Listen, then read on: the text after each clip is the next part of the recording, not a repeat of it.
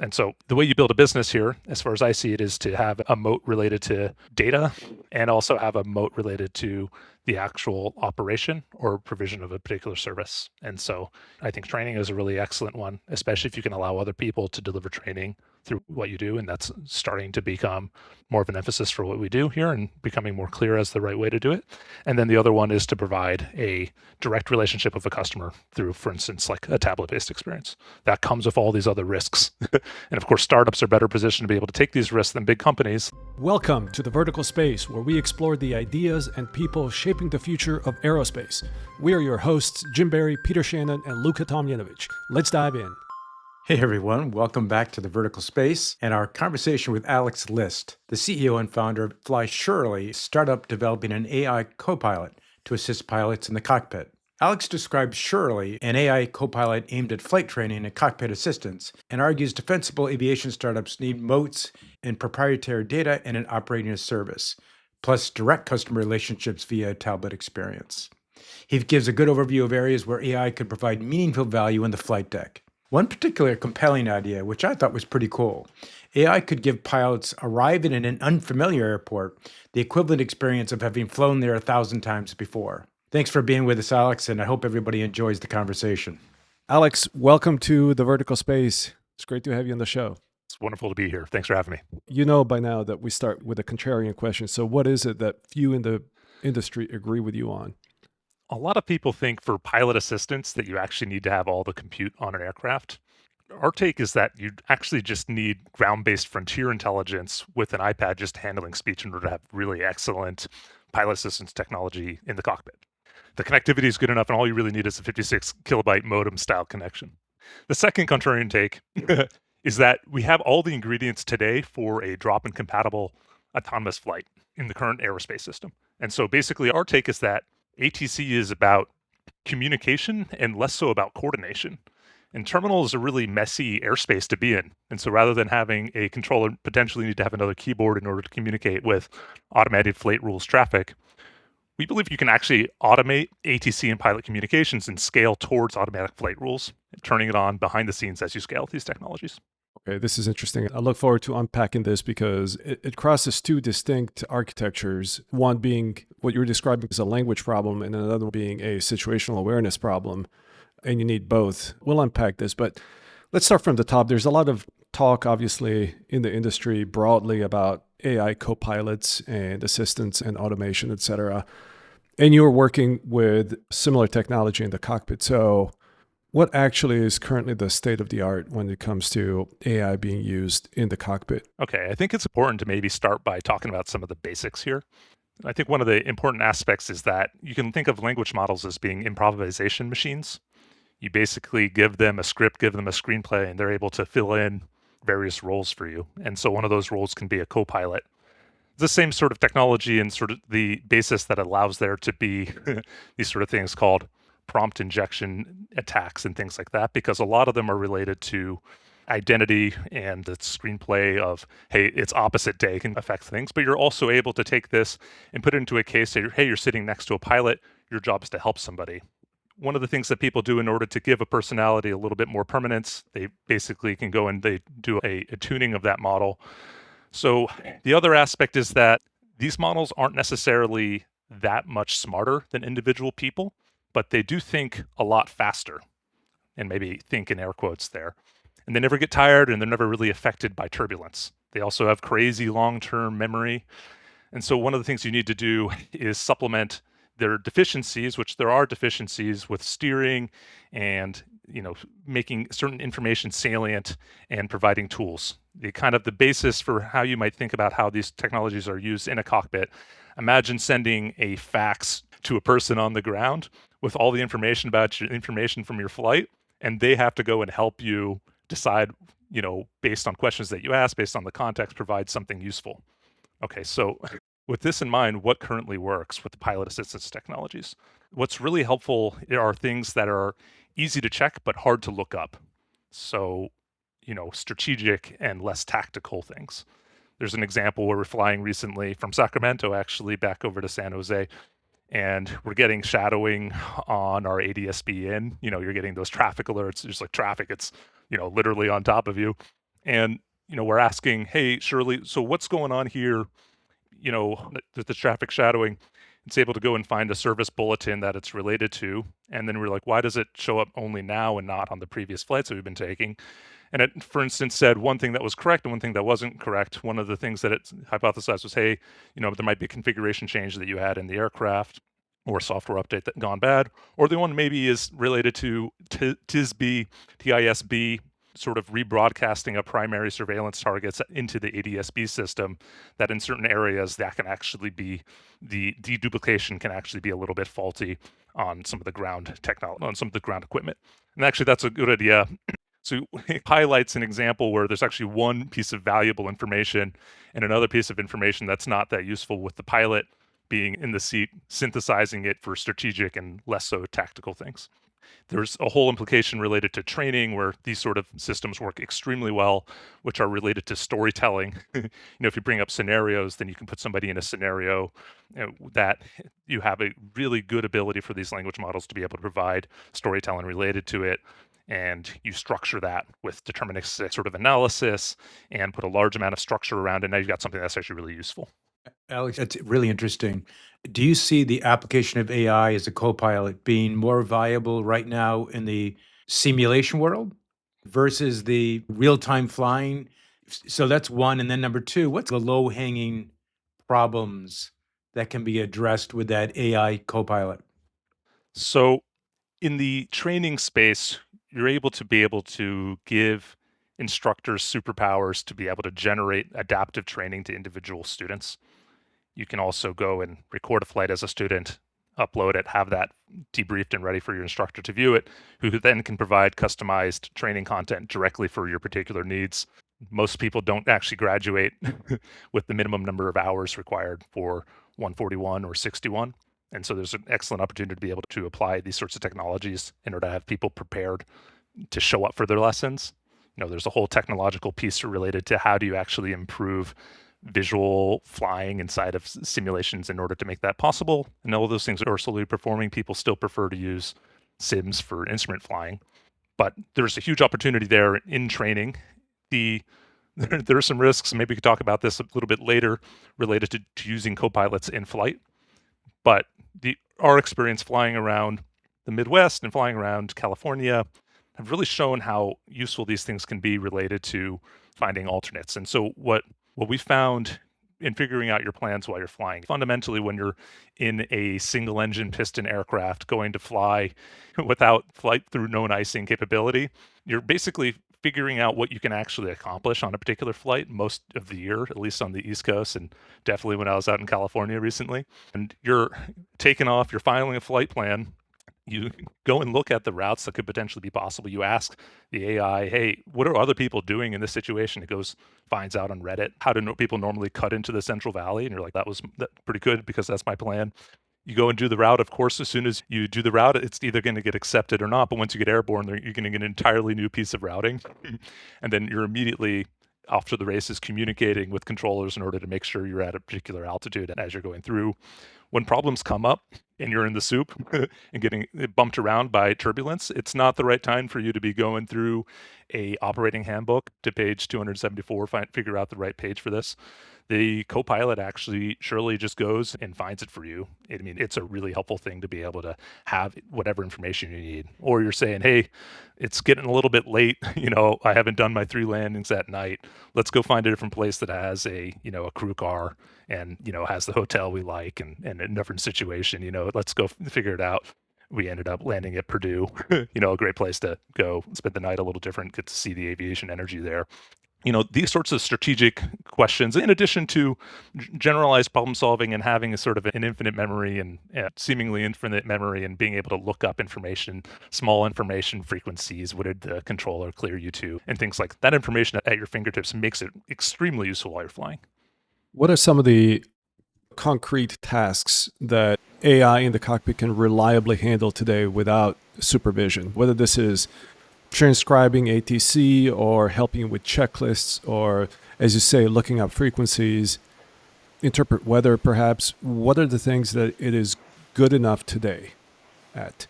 So a year ago, you might have had problems related to hallucinating those sorts of problems have disappeared, but also some of the tooling has improved around them. We've gone and actually supplemented things that we've noticed that the system would do incorrectly with specific tools that can be used in order to request information. So, we'll, for instance, give it a research tool that can go and scrape the internet, come back with a bunch of information, maybe even watch YouTube videos very quickly, things you couldn't do while you're flying, provide links that you can go and actually reference, here's this particular page. The kind of the contextual awareness of, for instance, your state information. So you could say, okay, call out 500 feet AGL, for instance. You could set a wake up that can reliably happen at that time. There's a mixture, and I think this is one of the major points. There's a mixture between what's happening using the kind of the ground-based frontier intelligence versus what's actually happening on device. And so what you actually want for an in-flight usable copilot is that you want the state management to be actually done on the device that you're flying with. So, for instance, your iPad, and you want what's actually happening related to the thinking to actually be happening on the ground. You're basically able to continuously supplement with tools and with memory, be able to pull out things that happened in previous flights, set reminders, ask really deep questions, have conversations, try to figure out, honestly, you can actually go and do huge amounts of mathematical computation in order to determine times of descent times and things like that. So all of those things are all possible. Those are some of the specifics, as we go and supplement with more tools. And so things actually become a lot more usable. But the fact is now you've got something that feels a lot like a pretty intelligent entity or agent that's next to you and can think a lot quicker in a lot more circumstances than somebody who's holding on to a yoke and dealing with weather and other things. And now is a good time to highlight another company making important contributions. SkyGrid is your trusted partner for high-assurance airspace integration. SkyGrid develops third-party services that connect and coordinate autonomous and piloted aircraft through data automation and secure digital infrastructure, whether supporting advanced air mobility, UAS operations, or next-generation air traffic services. SkyGrid provides the foundational technology that ensures safety, scalability, and compliance in a rapidly evolving sky. Learn more about how SkyGrid is enabling autonomous flight at scale at skygrid.com. Alex, what is your philosophical approach to the product design such that the system builds a stronger pilot rather than creating pilot atrophy and dependence upon the AI? I could certainly see it as a fork in the road in product design. Take us deeper in your philosophical approach there. Right. So there's a lot of parallels to GPS and the introduction of GPS, and that actually occurred. The rollout of that also involved people forgetting how to do navigation using compasses and with landmarks and things like that, because now you're just following a magenta line, or you're looking at your iPad in order to navigate. With this is sort of a tool for cognitive offloading that, at the end of a long flight where you're having trouble subtracting 180 from 230, and you're like, trying to use mental mnemonics in order to make it right, but sometimes you're just not getting it. There's a additional layer of support related to that in the cockpit. I think this gets into some of the questions around training and automation management and dependency that I think actually people really need to look at seriously in terms of how do we train people to not be over dependent. This is a problem for the whole next generation of, let's say, even students in elementary schools. I mean, there's AI, increasingly everywhere. We're really serious about, making sure that the things that the system can do are done, and those that can't, and are not equipped to do, then we just don't provide information on those things. There's some level of speculation and communication that's possible there. The fact is that it's a really new space, and it's there. And there are a variety of pilots are used to basically having, using whatever information they have at their fingertip in order to make the best judgment call they can at the time. I fundamentally believe in pilots' ability to actually understand what the utility of the tool is.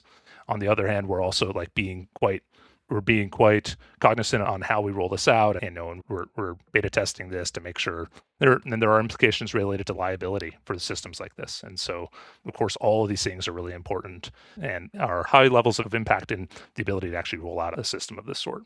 Yeah, makes sense. Makes sense. What are some of the tasks that are still hard for Shirley or for AI in general? How good is technology in interpreting messy ATC exchanges or ability to reason spatially about what it hears on the VHF radio, or handling abnormal procedures with a level of trust that it requires?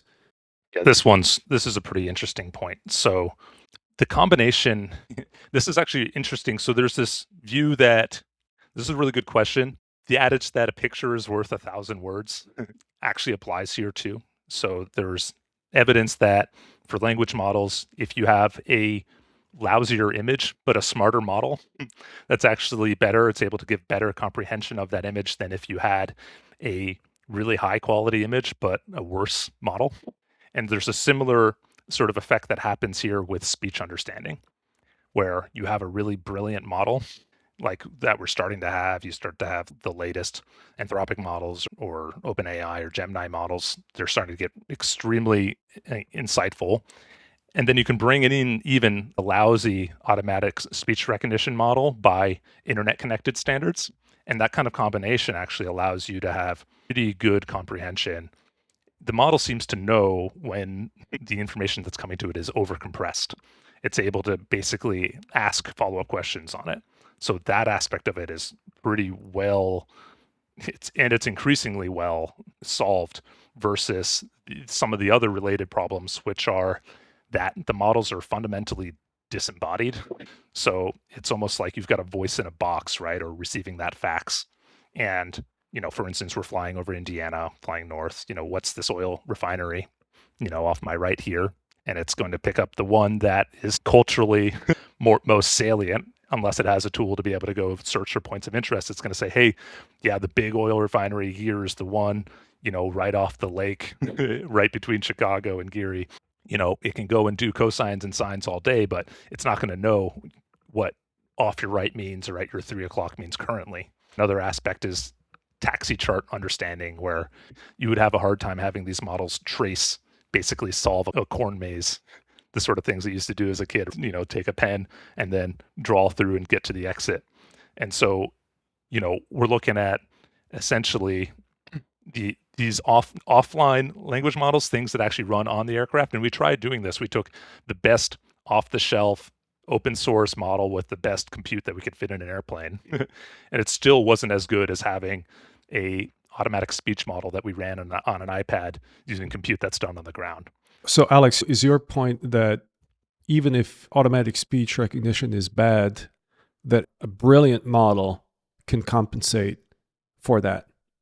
It does. And in practice, it really does. What's the case against it? I mean, LLMs or AI in general is pattern matching and compensating empty space with data points around it. And so what's the chance that the AI hallucinates the wrong clearance, or it invents what ATC, quote, probably meant without it really meaning that, or overfitting language instead of actual language? I mean, that can be deadly in aviation. Absolutely. How do you ensure that you have the right guardrails in place? No, those are absolutely the right questions to be asking.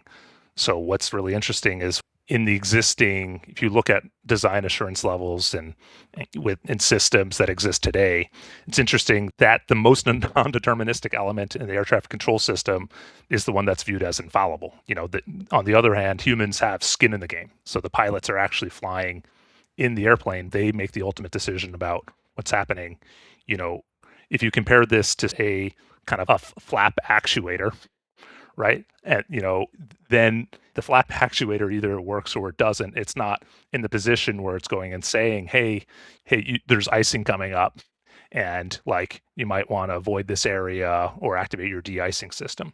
I think this brings up a really important point about liability. I mean, it's an incredibly serious business, and it's possible also to become, let's say, 1% liable for something and then have joint and several liability. There's a really good example of an app that can provide a sort of glide advisor to an airport. You go up, you download this app on your iPad, you go up, and then you fly on, clean, no flaps, power idle. and then you make it like basically as high drag as possible. You record these two different setups, and now you've got an ability to go and see, most likely what happens when you if your engine were to die at any point. If you stay between these guidelines, you'll actually be able to manage your energy such that you can make it down to the runway. The challenge is that actually these sorts of liability for advisory systems is totally unsolved industry-wide. This is a similar situation that happened with, you take a look at the General Aviation Revitalization Act, like 1994. Cessna was getting sued into oblivion, when people would have an accident. Actually, at that time, the price of a Cessna, $100,000 of the sale price went to liability insurance for the aircraft. And so, just like a copilot, like the AI copilot is actually only going and looking into the information about the upcoming weather sometimes. And, it's actually, if you ask it to do it, it'll go do it, but spontaneously, it's only going to go and do that sometimes when it sees that there's a context for it. And so, now we've got to look at, AI, this sort of AI system as being an information layer. Definitely at this point, not taking action in the cockpit, but soon, proposing flight plan changes to accept. And then, it'll be a long time before the W-shaped, pipeline for independent operation of AI systems in the cockpit. That's the EASA sort of approach to how do you verify your data pipeline to make sure that you've got, clean data to make seeing things like Bedelian work in the cockpit, et cetera, before those work.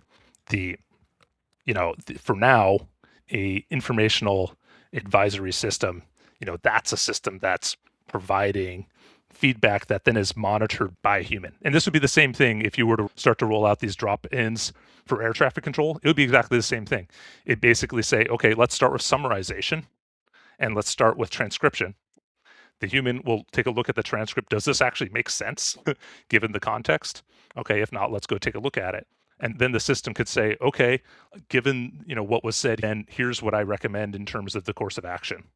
Oh, okay. That all makes sense. What does that translate in specifically at the product level? And how do you handle that? And how do you build the right interface for the pilot to trust it? Because we're pretty much all flyers here, and we can all agree that in aviation, guessing can be worse than failing. And I would rather have a model that is conservative and flagging ambiguity and be truthfully uncertain rather than inventing and overfitting and falsely presenting confidence. And so does that translate in shrinking the number of tasks that you are presenting to the pilot as an option? Or specifically in the case of transcribing ATC, it is awfully easy to miss that one letter or number in the call sign with the noise of the cockpit, with multiple people stepping on each other on the frequency. How does the AI handle that particular situation? I think the most important aspect to answer that question would be use this as a supplemental system, and for things that are easy to check but hard to look up. So in the case of what the controller said, you're like, what was that after this? Then when you hear, this is what it was after that, or you could scroll back in the transcript, be like, oh yeah, actually that does fit with what my memory actually has. And it's an interesting experience to actually go and fly with one of these things because, there's a lot of, your brain itself is also a probabilistic system. And there's sort of ways, that, it could have been this waypoint, it could have been this other waypoint. It sounded generally like this in your head. And so when you actually get that sort of suggestion of actually that's breezy, then it's, oh yeah, it was breezy. And so actually, how do they spell it? Like, how do you spell it? What's the one around here? Yeah, it's BRZZY as opposed to BR, BREZY or something like that. And so, and when you go dial it into your FMS, then you'll actually see that it's right here and it's not someone at the other side of the country. Do you find this easier to use than the replay last ATC transmission option in glass cockpits? I think so, because actually it's accessible for a much longer period of time. And it's also now building some sort of shared understanding of what's going on of your flight. So essentially, as you continue to do your flight, it's okay. Let's say, you should be writing things down in paper on your kneeboard, but sometimes you call up and then they give you a clearance you're not ready for. And then immediately somebody else speaks on the frequency. And you're just like, okay, I wrote down some of that clearance. I'm not going to enter it right now. I got to go lean my mixture or something like that. And so, and then in a minute or two, you'll go dial it in. And of course, you'll have read it back to the controller beforehand. But, how do you actually spell those things? And where is the Avenue or Avalon or VOR? What is the actual, like I said the right words back, but I don't actually know what those letters are. So I'm going to go and just ask, and basically that's going to come up and be instantly available. Just having an extra pair of ears actually does, and this is based on flight experience. Of course I had some confirmation bias. Hey, I think it's going to be cool. But we went flew with it, and actually it's pretty useful for a lot of these situations, and it's made more useful. But I think this harkens to some of the open questions, which is, do you actually want it to hear ATC? Do you want to talk to it directly? I think we're entering or do you also want it to talk to other pilots in the cockpit, or just you?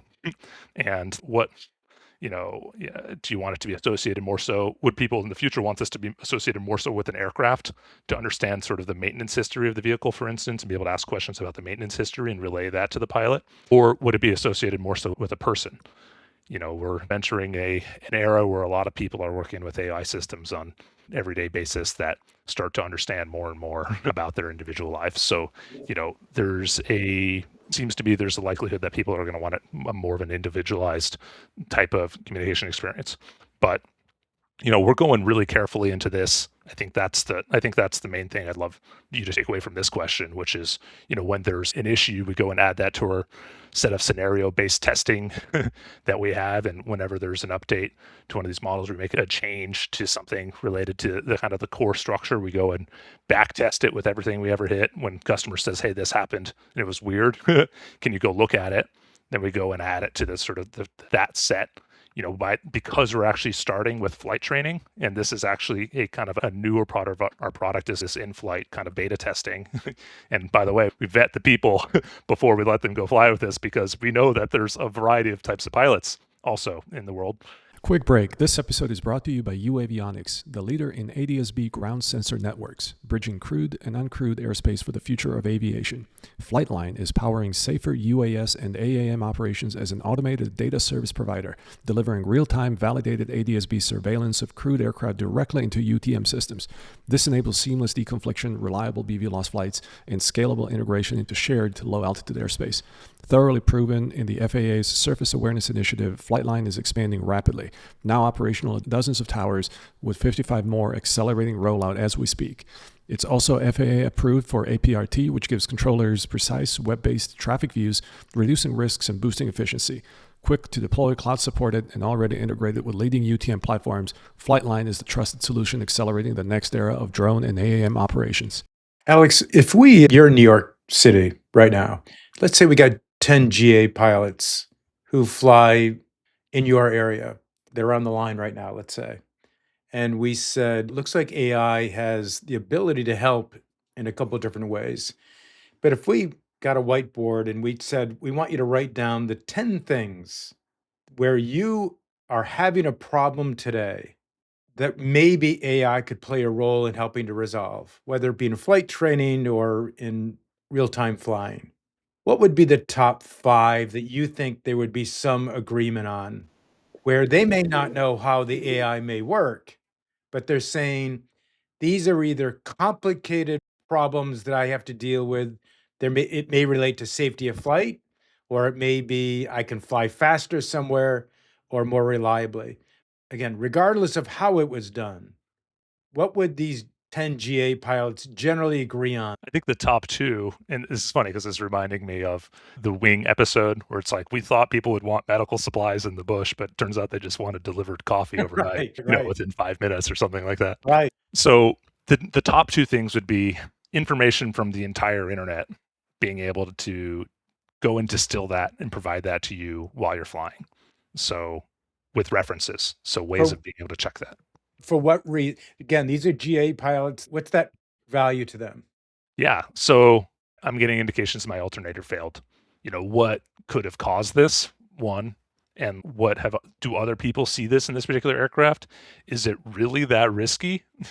you know, I hate to say this, I've been on a flight where the alternator failed, and I found out only later that the mags had been swapped. One of the pair of mags had been swapped to E-mags. And I was like, oh, didn't realize this was like a discontinue immediately thing until after I, got to my destination. Things generally don't fail all at the same time. So there's that. But it was instead of being, if I had that information, I might have made a different choice. So real-time maintenance, diagnosis and correction. You'd think that's low-hanging fruit. Is that something that I would assume those 10 GA pilots would say, gosh, if I have a problem and I get an instant recommendation of what to do about it, would that be top 5? Yeah, so that would probably be number one.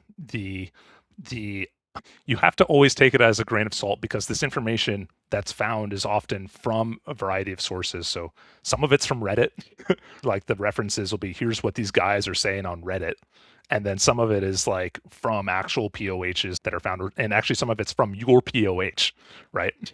And so for your POH, you hit a link, you hit a button, and then here's the page for your POH, right? And then for those other things, if you really want to go and read Reddit, you can hit the button and then go read Reddit, right? But that's that's totally on you. That's a problem that they would identify with. They would say, I got to figure it out pretty quick.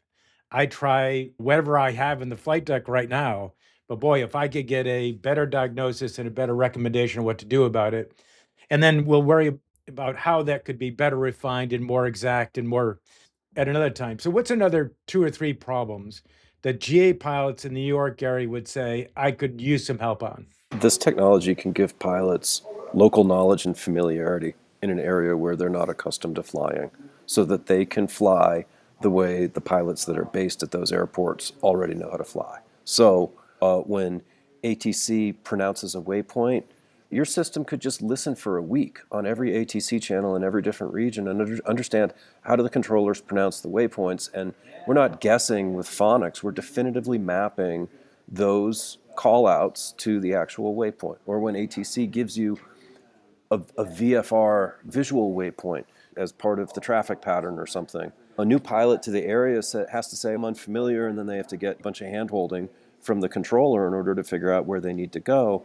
This system could help them, and what did the controller just say? What was that waypoint? What does it look like? Where should I expect to find it?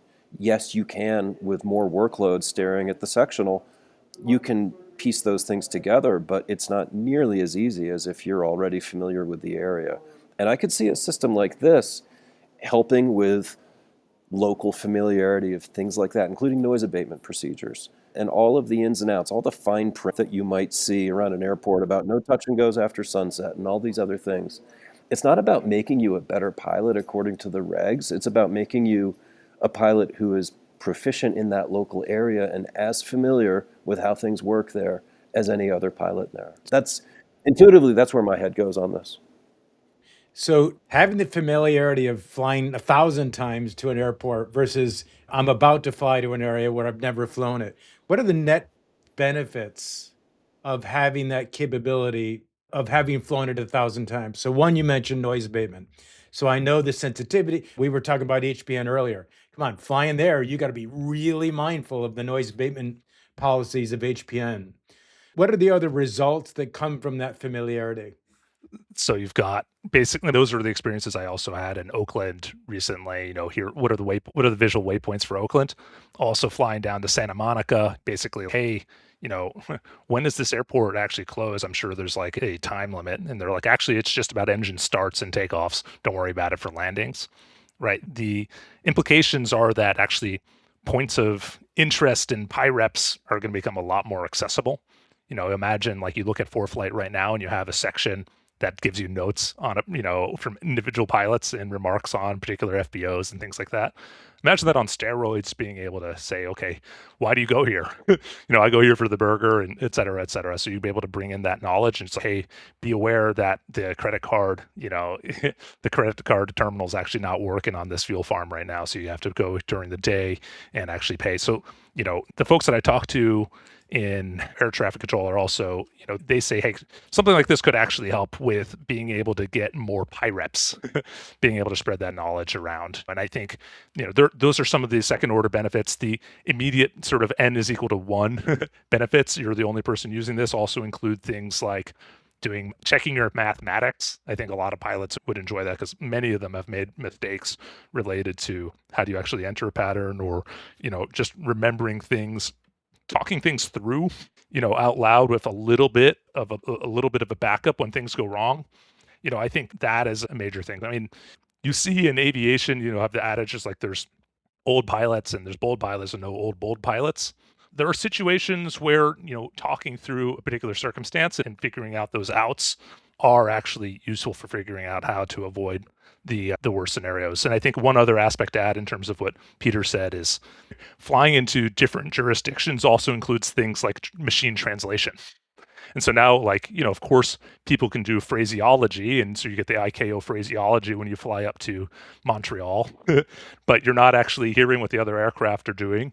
And you're not actually, going to learn as much about the local procedures or how to get progressive directions to your particular FBO necessarily, or what the procedure is in terms of how do I get gas here or things like that from your friendly ground controller. Versus, you're going to be able to fly from one country to another and go out to Frankfurt and rent an N number aircraft and go fly around Europe and be able to actually visit a bunch of different countries and be able to actually handle it a lot better. Of course, you're going to be using the ICAO phraseology for being cleared to land. You're not going to be translating that and pretending to put on an American accent for your French controller there. But all the other aspects are things that can actually be a lot better supported through these sorts of systems. And so there's a lot of possibility here. I don't think we even fully know yet what people are going to be using this. I mean, we continue to add things to the system like, okay, can I now send emails and messages and have this sort of like, as being a way that we get information into the pilot while they're flying. So imagine having, there's some aerial operations that you could be doing from a commercial perspective. Hey, can you actually go check out this part of the farm? Or this is going on with this. Here's a update to your routing. Can you go check out this other aspect of the power lines, for instance? And you can receive that information either through a handheld radio or processed through text. And so, there's a variety of things that we're bringing to the platform. So, I think we're at the very earliest phases of this. It's only begun to be possible now through the variety of connectivity. In fact, we figured out only because of the compute that's now available on an iPad for doing automatic speech recognition, and then on the ground, it's only starting to become helpful now. Eventually, fast forward 5 years, you're going to have a system that is probably, and so let me just break it down. Currently, we break it into 2 different models. There's a model that turns something into text from speech. And so that takes all the ATC information and then turns it into text. And then you take that text and you send it to the ground and then does all this magical processing and sends it back up to the plane and then it speaks it. So, there's a future where actually what you're doing is keeping it as audio.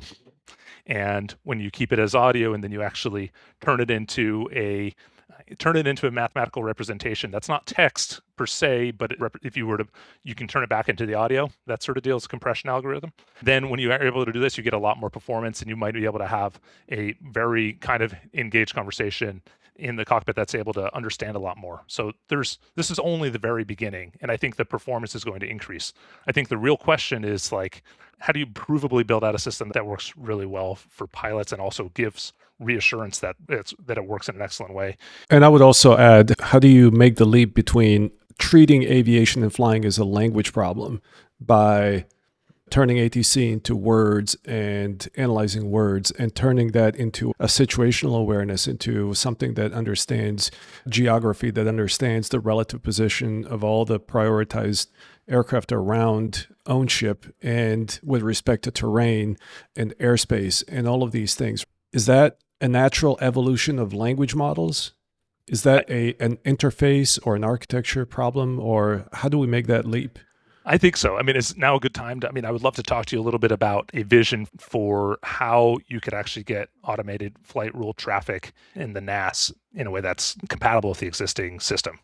So I think one of the ways that you could actually do that is by having kind of drop in a communication systems that are able to augment and scale the workloads of pilots and air traffic controllers.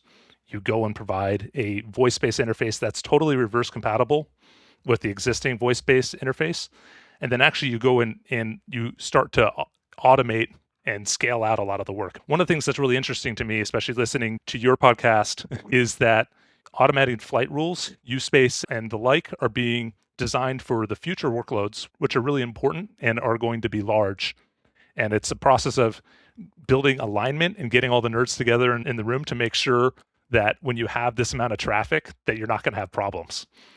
I think another way of looking at building this in terms of a compatible with the existing sort of mixed use airspace is that you have communication systems that are able to go and either communicate via voice or also communicate via text. What's really interesting about the way that the existing language models work is that when they think something through, you're actually getting a textual representation of how they thought about it. And that's very different than a mathematical representation where, for instance, with ACAS, you might have a probabilistic environment where maybe one of those lobes is the most optimal for the increase of the separation between the aircraft. And so that therefore you go there versus thinking some of these things through. But fundamentally, the air traffic control system, so much of it has to do with communicating about current states of things. So for instance, if you're going in to land at an airport, and maybe there's some debris on the runway, you want there to be a way for you to say, okay, everybody hold off and go do, you do right 360, you do right 360, and you want to be able to have that be a thing that can be spoken by the existing controller, and ultimately through some sort of supplementation and augmentation, maybe then you will have an AI system that once that the controller can approve this is the response. Okay, there's debris here. Just hold everybody, and then it'll go and actually hold people. But I think this is something that gets built out really gradually. Just like people shouldn't go and totally trust that the waypoint that the AI heard or go receive the clearance from the ATC for you and not listen because you're going to listen to your favorite podcast instead, and then go listen to it and then put that directly into your into your PFD or your MFD.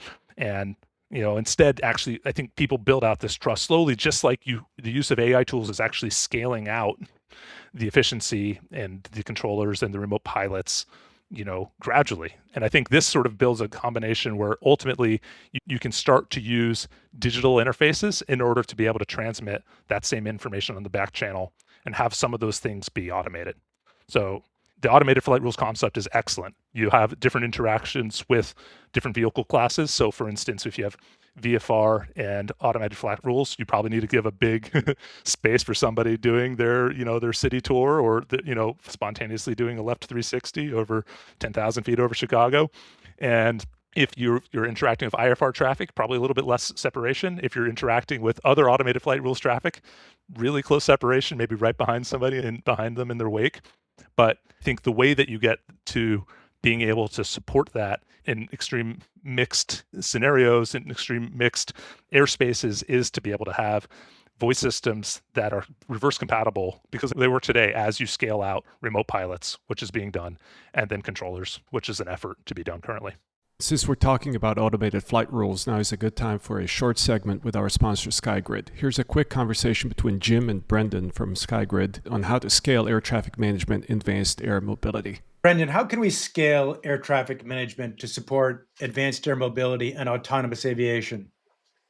Well, ultimately, scale comes from automating the routine and digitizing the rules that we have in place today. So, today's system is tactical, voice-centric, and very human limited. So, in order to achieve high tempo, low altitude operations, that will quickly overwhelm what we have in place today. A lot more automation is really necessary throughout all phases of flight, both the strategic and tactical phase. So, automating the flight planning, scheduling, coordination prior to departure, as well as the detection and resolution of conflicts in flight and ensuring separations. Ultimately, this will require the introduction of new airspace constructs and a new mode of operation that's really tailored to highly automated flights. So think automated flight rules or AFR that standardize both the intent sharing and the machine readable constraints. This pairs with the increased automation on board the aircraft with certified ground services for traffic awareness, constraint management, and deconfliction, such that ATC and voice-based communication isn't the bottleneck. Because ultimately, we won't be able to scale AAM operations by adding more radio calls, but rather by adding more automation to what we have today. How do we develop advanced air mobility digital infrastructure with the right level of assurance for safety critical applications? Well, firstly, we need to treat data and services like we do avionics. We need to certify them such that they can be used reliably. This requires us to move away from those kind of best effort applications to certified third-party services with defined assurance levels. So, think automated data service providers under Part 146, as introduced by the FAA, and verifiable integrity, latency, and availability of that data. So we need to architect for defense in depth, which means authenticated data sources, deterministic pipelines, health monitoring, and fail operational fallbacks for optimal security. As well as apply aviation grade practices to software development. So requirement traceability, hazard analysis, verification and validation, and continuous assurance across releases. So at the end of the day, if it informs safety of flight decisions, which is a must if you're going to rely on increasing levels of automation for scale, it needs the same rigor as a flight computer does today. And now back to our conversation with Alex. When it comes to connectivity, do you see the future of Cockpit AI as Starlink plus some cloud-based brain, or do you see that as an iPad with some local intelligence? What are the pros and cons for the two models as it relates to things that you can do with the product and certification, etc.? Yeah, I really do see it. And this is where I have two kind of diverging philosophies here. So I see it as a pilot assistance being done using ground-based intelligence and using the frontier level of intelligence that is really excellent there. The real kind of hack is that you don't need a lot of bandwidth in order to be able to make that connection happen. And so, on a 56 kilobit modem, you can transmit text just fine. You can send that fax, no problem. But if you're actually trying to send the audio, that's where you start to have the hiccups. The mixed type of architectures that are going to be possible for this sort of application, but also for other sorts of remote outback control applications are ones where actually that intelligence matters a lot. Now, this does actually differ than my opinion for ultimately, if you want to be moving around super valuable merchandise or people, you probably want to have that level of intelligence on the vehicle. And this is why I believe that this is a little bit more of a long-term sort of vision. I think eventually you're going to end up having vehicles that are able to communicate independently, based on where this technology is going. I think that level of support, because in the former, the human is the primary and final authority for the operation of that flight. And in the latter, that flight needs to run independently of any individuals. So that's my view on that. It matters a lot because it really determines what company you're building ultimately and what kind of worldview do you believe in. Is aviation connectivity, quote, good enough to treat Cockpit AI as cloud-based connected software, or do you take the stance that serious cockpit systems must assume degraded or zero connectivity, and that obviously has ripple effects on what the scope of the product is, but trust as well. And so it is a delicate balance, no doubt. And there's some value you can provide without that level of intelligence. So for a lot of strategic questions, you can wait 30 seconds. I go back and watch our recordings from our flights. The en route phase, it's a 3.5-hour flight. The en route phase, there's massive gaps between people talking to each other. It's like you're fishing. You're just hanging out. You got time. You're spending time. The kind of the approach in terminal phase, that's where things really speed up. In an en route phase for a general aviation pilot flying a Cessna, there's a lot of times where they have one kind of sketchy bar of connectivity. There's actually technologies these days that work really well for that. HTTP3, which is able to resume connections really transparently as you're swapping from cell tower to cell tower. And you've also got the ability to go and buy a Starlink, throw it on your windshield. Now you've got a little bit better connectivity. It's pretty excellent, although in a steep turn, you might lose it. And obviously, there's competition coming to that space with Amazon Leo, things like that. So, I think connectivity starts to become really good. And, even with a small amount, there's a lot of value you can provide in the cockpit right now through these intelligent systems. How is AI being used today with GA, commercial, or military? What are some basic uses of AI, either in the training or in the flight deck, that you can tell us about, Alex? I think everybody starting to wake up that there's a lot of language models being used in targeting and in the procedures for identification of targets and the utilization of surveillance information, like obviously in active conflicts, where there's way more information than there is to be processed. In terms of the actual information that's being fed through language models in flight, there's an effort to go, and if you're going to do ATC modernization, you want to make sure that what are the issues people having now, and then you want to be able to quantify whether or not you've made the system better or not. So there's an effort related to going and capturing, using automated speech recognition, going and capturing, all the instances of various problems that came up, so that after you roll out a modernization to the air traffic control system, can you actually demonstrate that you have better performance than you had before? So actually that's being done using speech to text and some level of language models.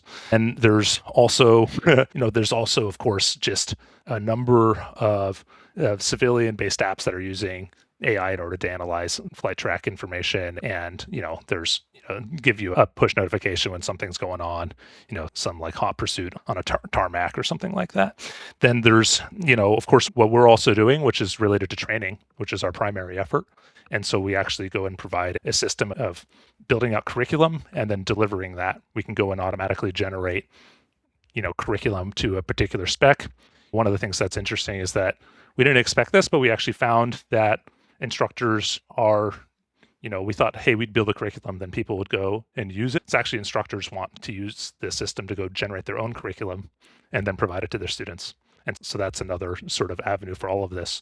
And the value is that you can go and tailor curriculum to not just a group of students, but also individual students, and allow that individual student to have a lot better of a kind of an experience going and using their flight simulator to the maximum of its extent to actually learn really important elements. Alex, you have a very cool past. You're a serial entrepreneur for sure. And you've worked at Boeing, you've worked at Merlin, you've worked at Beta. What drew you to this space? What was the draw? And what excited you? So, fundamentally, I am a builder, and I think there's you don't see platform shifts all that often. And so, seeing a platform shift, made me, and I think this would probably be different than probably most of the people on your podcast, right? But seeing that there's a platform shift, hey, language models are starting to be a thing. Can we apply this to aviation? A friend of mine had an aviation accident, and I wanted to potentially go and build something. And so, took what I had saved up to buy an airplane, instead started a company and to try to make flight a bit safer. And so went into this with that in mind, with an open mind. And so I've been taking that approach ever since. So the kind of combination of a new technology in a space that I am really passionate about, and by a friend who had an accident where you thought there's probably a better way here. There could be a better way, and hey, maybe there's some sort of way to improve aviation safety to some degree. And so, I take all that forward into trying to build something that is meaningful for people. Obviously, it's a process by which you need to talk to customers and figure out what's needed. The time of being able to maybe just start something because you've got a platform shift, that window might be closing for people a little bit. But hey, as somebody who has been building their entire life, it's a really great journey to be on. The journey that you've been on, it's interesting to start with aviation safety as the initial impetus that sort of created the mission for you. But then as you delve into it more deeply and you pick up this very powerful new technology and try and figure out what does the product look like that this technology can now enable, it really unfolds that there are a lot more facets to this overall goal of aviation safety than simply being better at memorizing checklists or doing the very core piloting operations, the things that are defined in the regs, but that there are, in addition, these intangible aspects that contribute to it that are around familiarity and around reducing workload and around things that are not easily acquired by pilots today without them actually flying into that scenario or flying into that airport or that region and just experiencing it firsthand. And then the second and third time they fly through it, the workload is much lower and the safety goes up. But that really identifies a big opportunity, I think, and a way to solve it in a way that really wakes people up and is a call to action for them to say, you know what, I actually am going to change my way of doing things. I'm going to try adopting this. Speaking of which, Alex, how do you then build a business out of this technology in general aviation? I'm lucky to be meeting with you all. There's I am curious what you all see in this space, but I think one of the challenges in building in general aviation or building in aviation in general is that you look at it and from the beginning, you're like, oh, this is looking pretty good. You've got aviation is 4% of the world economy. That's pretty good. And then when you start to look at it, you're like, okay, and then you've got 200,000 private pilots, 500,000 like non-student pilots. Okay, what are those numbers? It's two times 10 to the second. Okay, 2 times 10 to the fifth. You've got all right. Then you're like, okay, what's the number you get out of here? You're like, okay, this is 10 to the seventh. You're like, okay, we got like tens of millions of dollars, you're addressable, and you're like, oh, bummer. It turns out, venture capitalists, they need to hear 10 to the eighth. And so, okay, let's go back to the drawing board here. Okay, you start to look around and you're like, okay, what else is there here? And then you look at the pilot statistics and you say, okay, actually turns out there's like already 450,000 remote pilots. And I think this is probably what you guys also see sometimes. And so you're like, if there's 450,000 remote pilots and that's growing by 60,000 a year and with a positive second derivative, you're like, this is actually going to be, a pretty big industry. You're like, and then you're like, already that's the 10 to the eighth. And then you're like, already, then you layer in, counter UAS and things like that, and that are in markets that are very underserved. And now you're like, hey, there could be like a real business here related to training and operations. But anyway, you folks see the thousands of decks a year. I am really curious, like what business models make sense to you all. Well, so one of the things we do in our company is we do something called a challenge briefing. So what we actually do is we put experts in a room. Let's say you are in the briefing right now, and there's no question there's over 450,000 potential customers. But what are they willing to pay for? And safety historically has been something where it's tough to make money on safety. And I'm particularly enamored by Peter's comments of if you can create every potential airport that I'm going to fly to, and you have the experience of flying it to 1,000 times, what's the value to that pilot? What's that pilot willing to pay for that AI is going to enable? So what's the value of a ChatGPT subscription or an Anthropic Claude subscription? It's like you have access to the world's information. You have a sort of a kind of a thinking partner.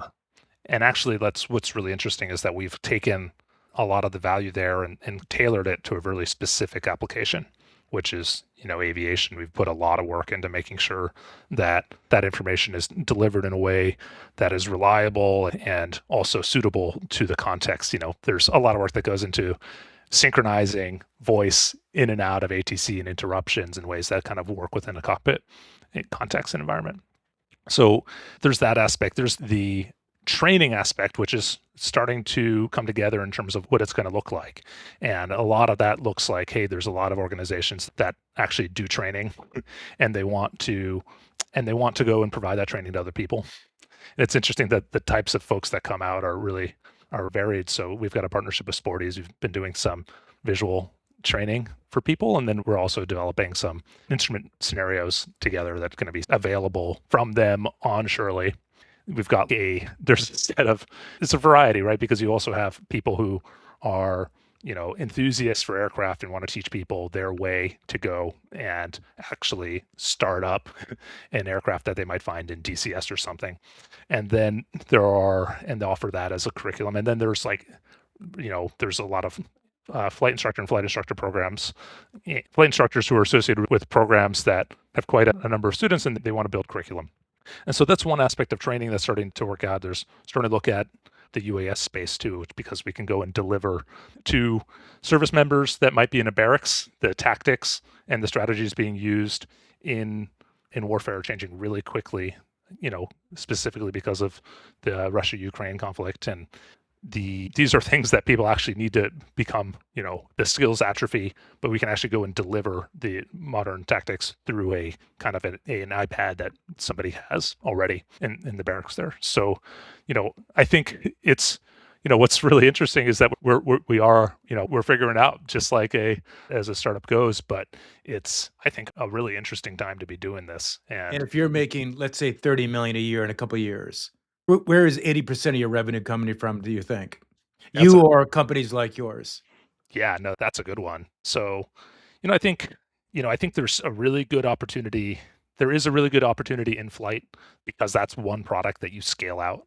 The actually training delivery is another product that gets scaled out. I think a lot of that's going to come from increasingly that's going to be coming from folks working in, I would say, in the UAS space. Right now people really love flying their sims for instrument training if they're going to be doing something there. And so instruments are a really big one. But I also think that it's just because everybody wants to be able to deliver some sort of content. It's not necessarily about how we deliver in our particular curriculum. It's about giving kind of a creative tool for somebody else. I never thought I'd actually be saying this because I used to think of it as an anti-pattern. Like I'm going to go build a platform for XYZ. But it really does seem like in this era where you can go and you can go and be either a feature, if you want to go try to be a feature in somebody else's platform, like let's say we say, hey, we want to build a speech system and go sell it to, I don't know, the avionics maker or one of the drone operators. Hey, in the era of Claude, if it's easy to build your thing, then they can just go build it themselves. Why not? They'll just go auto-generate some code. They have the resources. They'll put a bunch of people on eventually, your stuff, especially if you're involved in a kind of a front office job.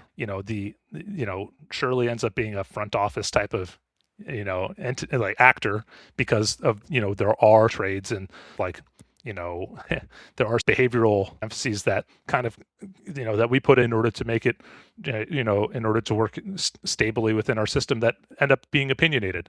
And so, that ends up being a thing that needs to be carried forward somewhat and can be adjusted in a lot of circumstances. It's something that would end up in somebody else's, portfolio if they're going and, let's say, offering Shirley inside of avionics.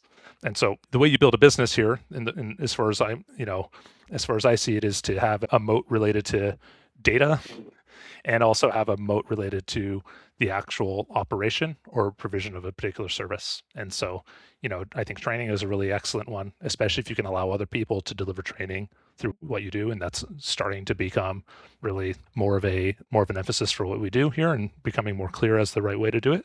And then the other one is to provide a direct relationship with a customer through, for instance, like a tablet-based experience. That comes with all these other risks. And of course, startups are better positioned to be able to take these risks than big companies like, it used to be Boeing with ForeFlight, but not anymore. That continues to be the case, but that for sure needs to be figured out. Yeah, I would add to things that are less attractive from a business model perspective as it relates to building a business in GA. If you're starting with a tiny enthusiast user base, that's not ideal. Also, if you're immediately going after some safety critical dependence or need certification gates right off the bat, or you require some bespoke heavy integration with the OEMs or avionics companies, or just broadly, you have some OEM dependence and you don't really have the leverage. Those are pretty bad starting points. Right. And so what else do you guys see as being, I was impressed with, for instance, the Ed from Drone Hand, he came on to your show and he was talking about how actually his wedge is actually being an app on the DJI controller. And he's able to bring that machine learning to that particular app in that environment. He's able to scale this out to all these different farmers. That seems like a really excellent kind of approach to me. I'm wondering what other sort of approaches generally that you guys have been, impressed with. Since after all, you probably have pattern matching better than almost anybody else on the planet related to aviation startup businesses. Appreciate the comment. You want to see a clear operational pain that people are addressing and a recurring software-like revenue opportunity, not requiring certification or STCs. You come in with a narrow wedge that then has the potential to expand over time. You have some kind of a data advantage that compounds with use.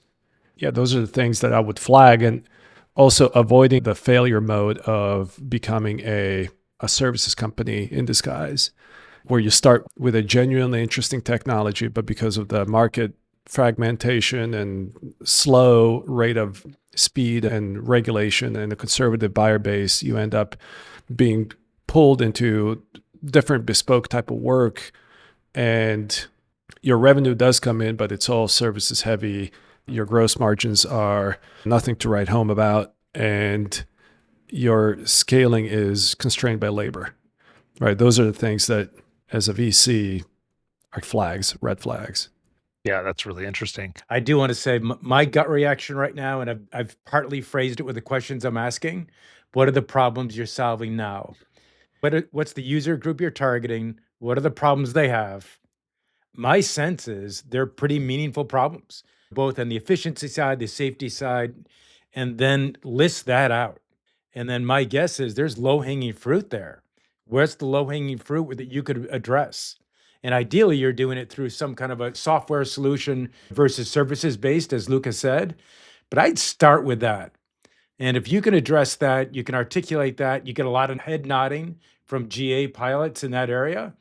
And then ideally find comps, find other ways that they've used technology. Then you've hooked the potential investor with big problem, been done before, ideally subscription-based.